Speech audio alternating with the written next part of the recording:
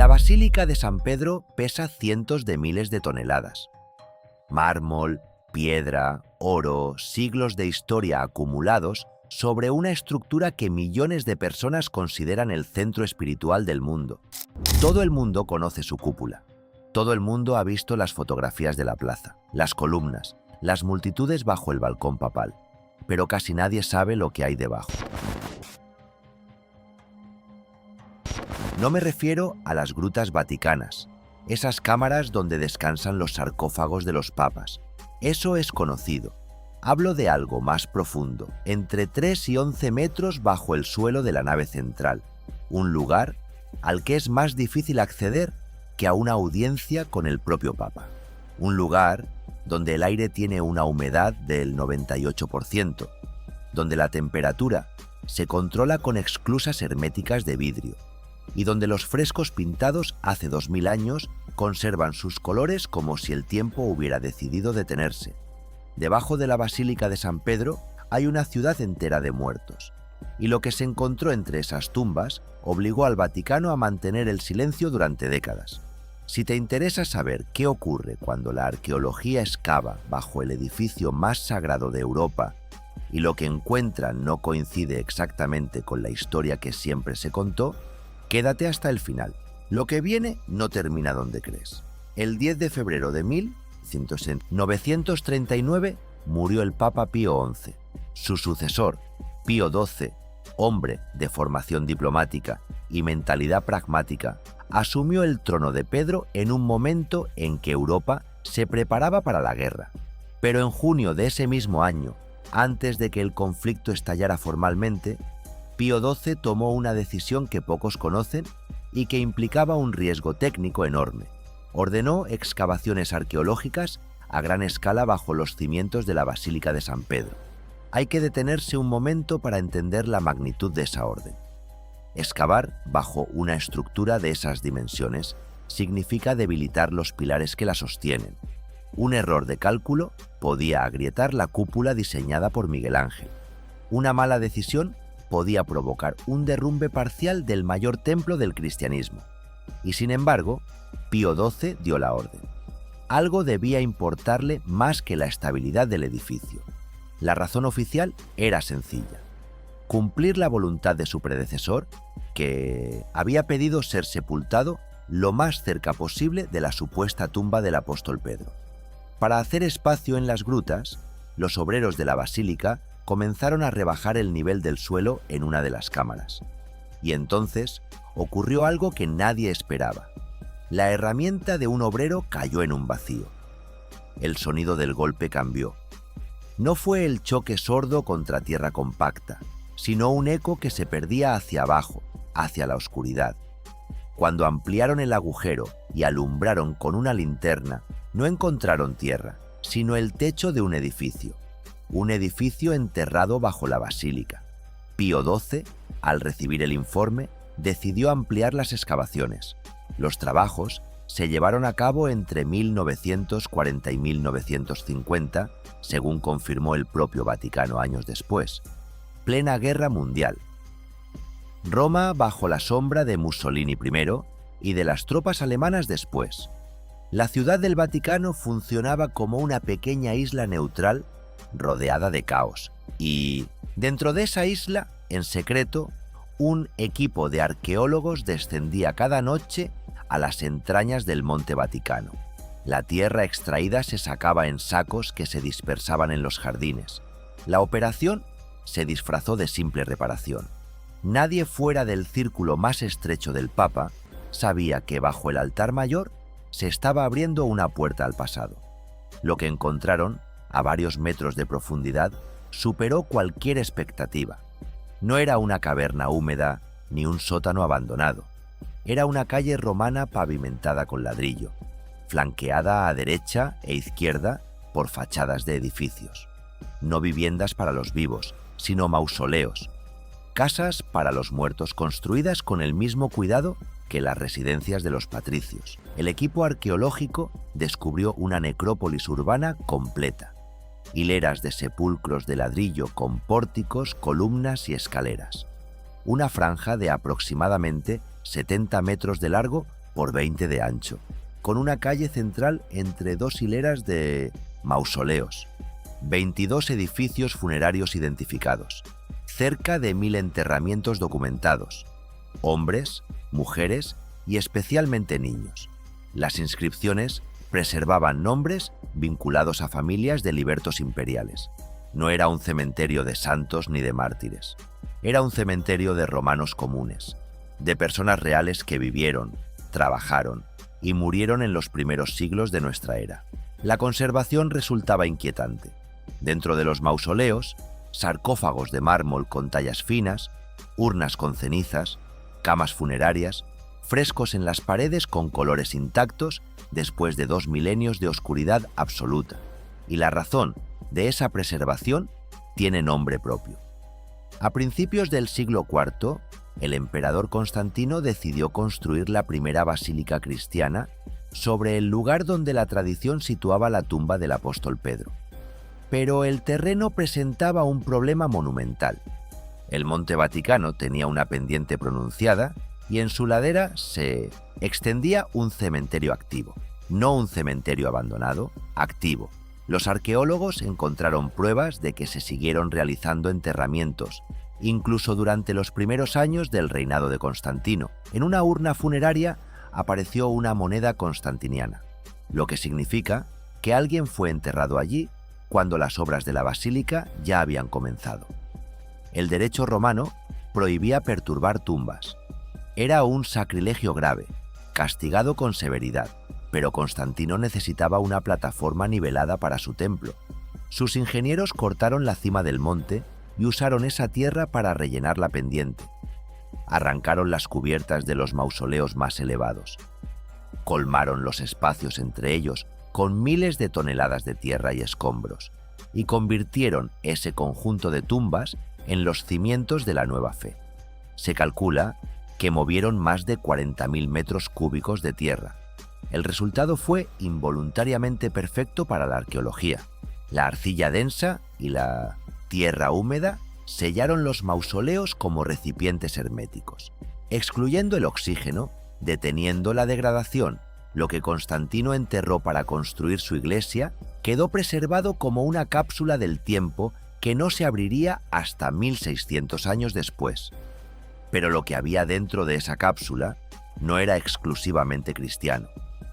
Y ahí es donde la historia se vuelve incómoda para ciertas narrativas.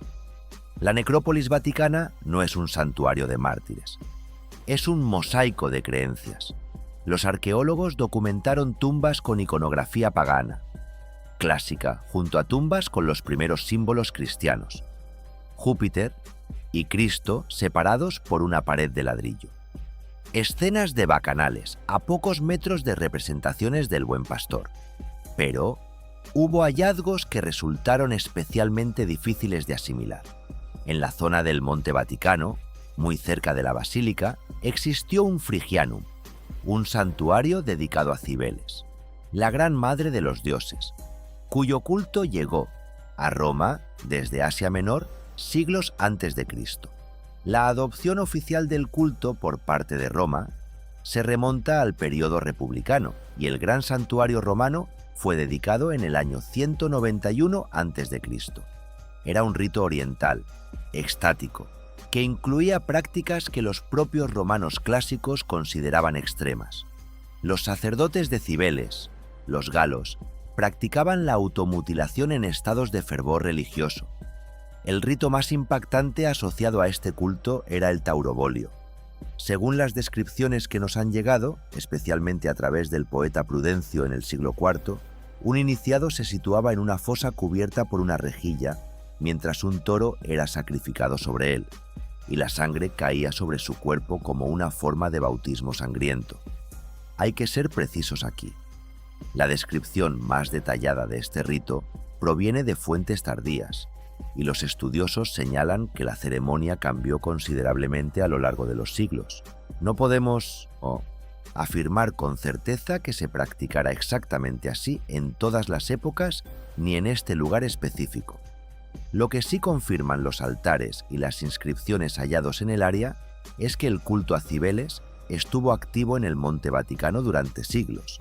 y que no desapareció de inmediato con la llegada del cristianismo. Esa persistencia es significativa.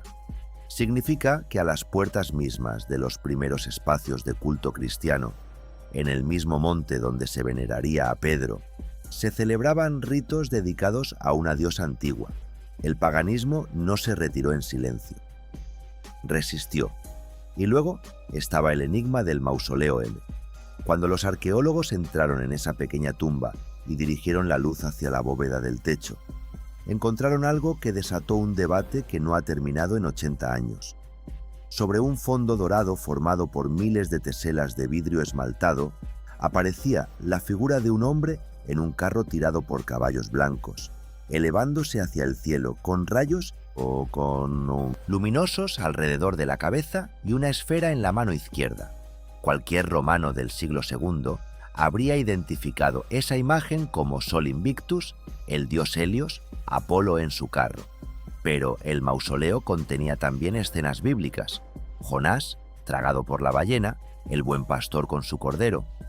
La tumba había sido originalmente pagana, con enterramientos de cremación, y fue redecorada en el siglo III con motivos cristianos. La pregunta que sigue abierta es si la figura del techo representa a Cristo, con atributos solares, o si es simplemente el dios Sol en un contexto mixto. Un capítulo académico, publicado por la editorial Brill, se titula precisamente así: ¿Cristo o Sol en el mausoleo M de la necrópolis vaticana? La respuesta no es definitiva. Lo que sí es definitivo es lo que ese mosaico documenta: una época en la que las fronteras entre cultos eran difusas, en la que los primeros cristianos no temían adoptar símbolos paganos y adaptarlos a su fe. El carro de 500. Helios podía ser la carroza del Salvador. El sol podía ser la luz de la verdad. Y la celebración del nacimiento del Sol Invicto, el 25 de diciembre, podía convertirse en otra cosa. Pero la finalidad de aquellas excavaciones era una sola: encontrar la tumba del apóstol Pedro. Las fuentes antiguas indicaban que Pedro fue ejecutado en el circo de Nerón y enterrado en una tumba humilde en el cementerio adyacente. La tradición romana, reconocida oficialmente por el Vaticano, sitúa el martirio en ese circo y el enterramiento en la necrópolis del Monte Vaticano. Los arqueólogos siguieron esa línea hacia el centro de la necrópolis, justo bajo el altar mayor de Bernini. Y allí, entre muros y reconstrucciones superpuestas, encontraron una edícula de ladrillo adosada a un muro antiguo pintado toscamente de rojo, la llamada pared roja. Los estudiosos la identificaron como el Trofeo de Gallo, un pequeño monumento mencionado en fuentes del siglo II como la señal visible de la tumba de Pedro. La pared no estaba vacía, estaba cubierta de grafitis, cientos de inscripciones trazadas con objetos punzantes, unas sobre otras, formando una masa casi ilegible.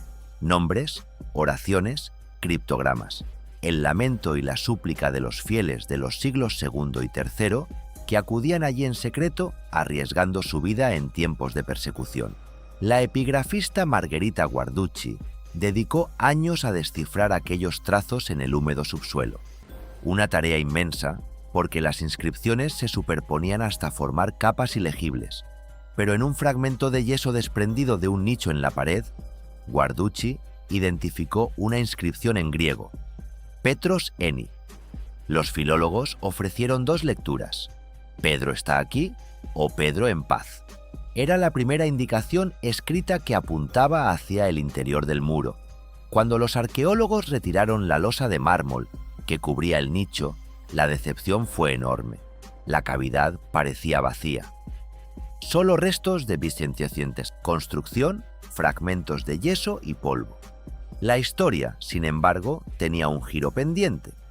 Al inicio de los trabajos en la década de los 40, el monseñor Ludwig Kass, durante una ronda nocturna, había visto unos huesos en ese mismo nicho.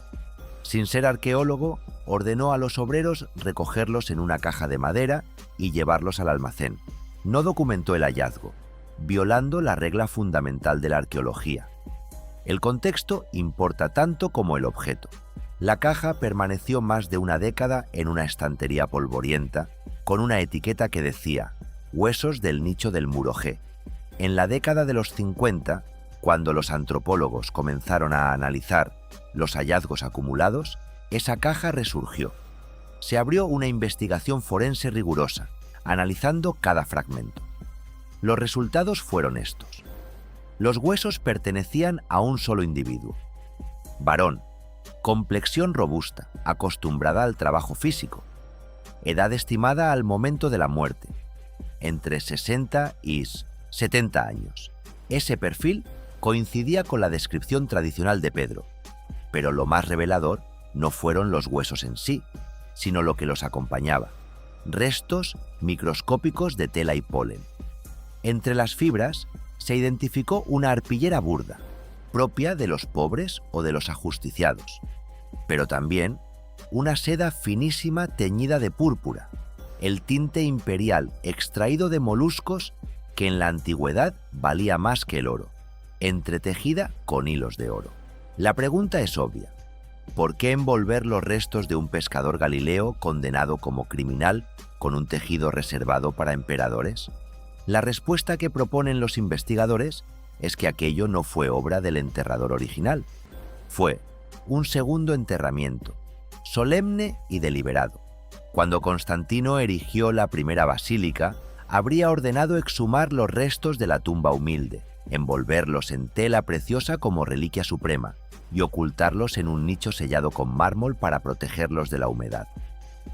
La Phytophthol, tierra adherida a los huesos, analizada químicamente, coincidía con la composición del suelo de la tumba original hallada bajo el trofeo. Edad, sexo, localización, composición del suelo, todo encajaba, pero ningún análisis de ADN ni ninguna prueba definitiva puede confirmar la identidad de unos restos de 2000 años. Y aquí es donde importa la precisión. En 1968, el Papa Pablo VI declaró en una audiencia pública que las reliquias de Pedro habían sido identificadas de un modo que el Vaticano consideraba convincente, pero sus propias palabras incluyeron una frase reveladora. Reconoció que la discusión y el debate no terminarían ahí. Años después, el Papa Francisco escribió que los restos pueden razonablemente ser considerados como los de Pedro. Esa es la posición oficial del Vaticano. No una certeza absoluta, sino una afirmación razonable. La comunidad científica, con mayor cautela, lo formula así. Se han encontrado restos de una persona a la que los antiguos cristianos y el propio emperador Constantino consideraron como Pedro. En arqueología, la fe de las personas del pasado es un hecho histórico tangible. Si generaciones enteras arriesgaron la vida para venerar ese lugar, dejando inscripciones y ofrendas, ese lugar es históricamente auténtico por la fuerza de esa devoción, independientemente de lo que la ciencia pueda confirmar sobre la identidad biológica. Lo que las excavaciones vaticanas revelan no es simplemente que hay un cementerio bajo una iglesia. Revelan una estratificación clara de la historia religiosa de Roma, capas paganas en lo más profundo, con altares a Cibeles, iconografía egipcia del dios Horus con cabeza de halcón, Anubis, lotos y escenas del pesaje del alma, producto de la moda egipcia, que Roma adoptó tras anexar el reino de Cleopatra. Sobre esas capas, un cristianismo primitivo tímido y sincrético, que tomaba prestados símbolos de los cultos que lo rodeaban, y encima de todo. Un cristianismo imperial que se apoyó físicamente en esos muros sagrados anteriores para construir su propia autoridad. El templo cristiano no sustituyó al paganismo por persuasión gradual. Se construyó encima, aplastándolo bajo su masa. Fue una guerra espiritual petrificada en piedra. Hoy, la necrópolis permanece accesible solo a grupos muy reducidos.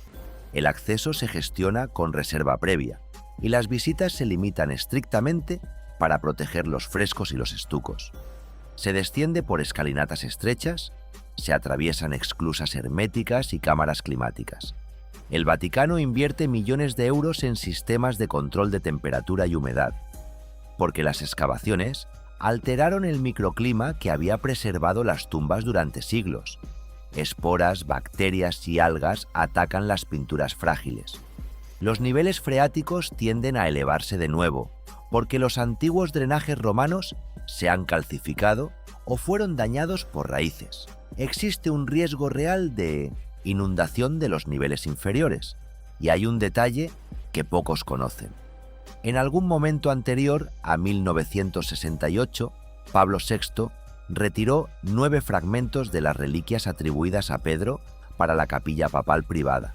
Años después, esos fragmentos fueron entregados como obsequio al patriarca Bartolomé de Constantinopla, los huesos de un pescador galileo muerto hace 2000 años, convertidos en instrumento de diplomacia entre Roma y el mundo ortodoxo. La historia antigua sigue moviéndose entre las manos del presente. Los georradares señalan vacíos y estructuras sin explorar, bajo sectores de la basílica, que no se han abierto por riesgo de derrumbe. Nadie sabe qué contienen. Quizá más mausoleos, quizá otro santuario, quizá sepulturas de personas cuyo nombre se perdió hace siglos. Lo que sí sabemos es esto: el Vaticano no se sostiene sobre una roca metafórica, se apoya sobre un cementerio real, sobre capas de tierra, ladrillo, huesos, ofrendas y creencias superpuestas que documentan cómo una fe nueva se construyó, literal y físicamente, sobre los restos de las que la precedieron. La próxima vez que veas una imagen de la plaza de San Pedro llena de peregrinos, recuerda que bajo sus pies hay una ciudad silenciosa que lleva 2000 años esperando y que no ha terminado de hablar. Si esta historia cambió algo en la forma en que miras lo que creías conocer, suscríbete. Hay lugares bajo la superficie de la historia que todavía no hemos abierto juntos.